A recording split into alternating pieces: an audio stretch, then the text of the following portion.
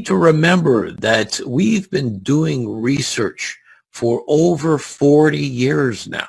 We were a research company before we had any commercialized products. So science is in our DNA. I'm sure a lot of you have seen that the scientific and medical community view natural products with some skepticism.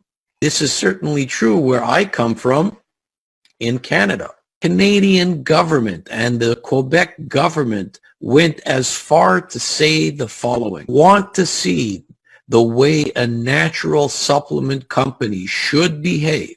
Their statements on scientific validity to look at Immunotech.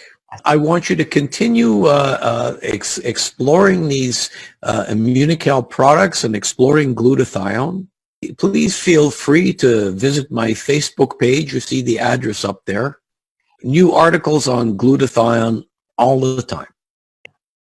Now, you all know that Immunical raises glutathione, but there seems to be other products out there that claim that they can raise glutathione naturally. Let's take a look at some of the more common ones. Now, two that you will see all the time is cysteine and N-acetylcysteine. These are very, very popular substances. Where do they come from? For many years, cysteine came from one major source. It came from the hair clippings of barbershops in China. A lot of hair that's cut in China, they turn it into cysteine. Also use the cysteine to make N-acetylcysteine, NAC.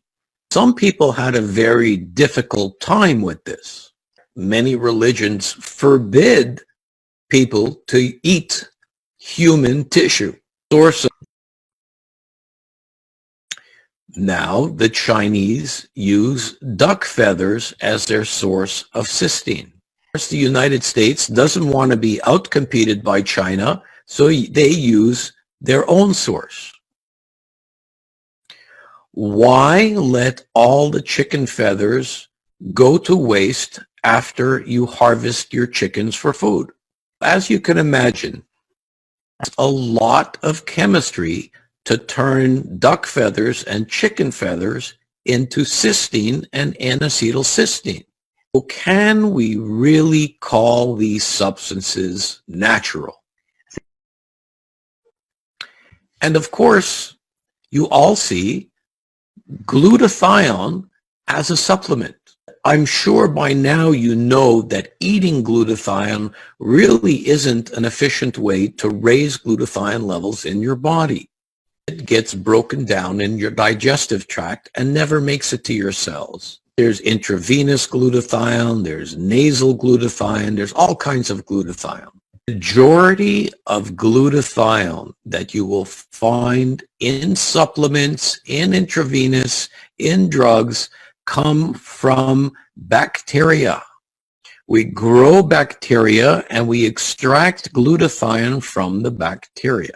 Also another source of glutathione, next slide. Some people will use fungus as well as bacteria.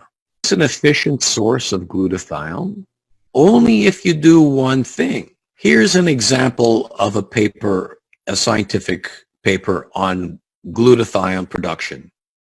What they do is they take a specific fungus and they modify the genetics so it makes more glutathione. See, all of these, there's many, many studies, and what they do is they manipulate the genetic makeup of these fungi to produce glutathione. They expose them to chemicals and strong radiation to manipulate, to engineer their DNA.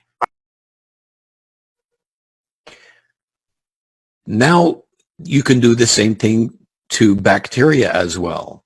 Here they're using a common bacteria called E. coli. This is the bacteria that gives you diarrhea. Next slide. This bottom slide over there, this is even crazier. They combined the genetic material of two different bacteria. E. coli, which gives you diarrhea, Streptococcus, which gives you sore throat, and they fused them to make a monster new bacteria that makes glutathione. So engineering the replicative material of these organisms forward, is this natural? Even if we say that it's natural, next slide, this is 100% genetically modified organisms. So let's go on. Next slide. Really, whether you have a problem with genetically modified organisms, you care it comes from chemically treated feathers from birds, doesn't matter. Because what matters is human studies. Does it work in human beings? This is an example of a table that I have in my new book. And you'll see on the left side all different kinds of ways of raising glutathione. And in the green column are the ones that have been definitely proved to work in humans. Undenatured whey protein isolate, in other words, Immunical, and the drug N-acetylcysteine, which I say isn't really natural. You'll see all the rest of those really have very weak or even no clinical evidence that it works in humans. Now let's look at what real proof is. Now you've seen this slide before. A slide that shows Immunical has shown up in 63 published medical articles. Is that number 63 a real number? Prize?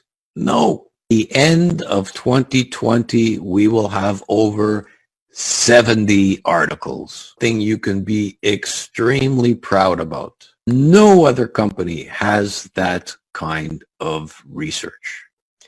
And again, if you really want to find out more about glutathione and get into much higher details, you'll see the latest book on glutathione in Spanish. Or if you just want to go online, visit my Facebook page, and we will all continue to learn every month.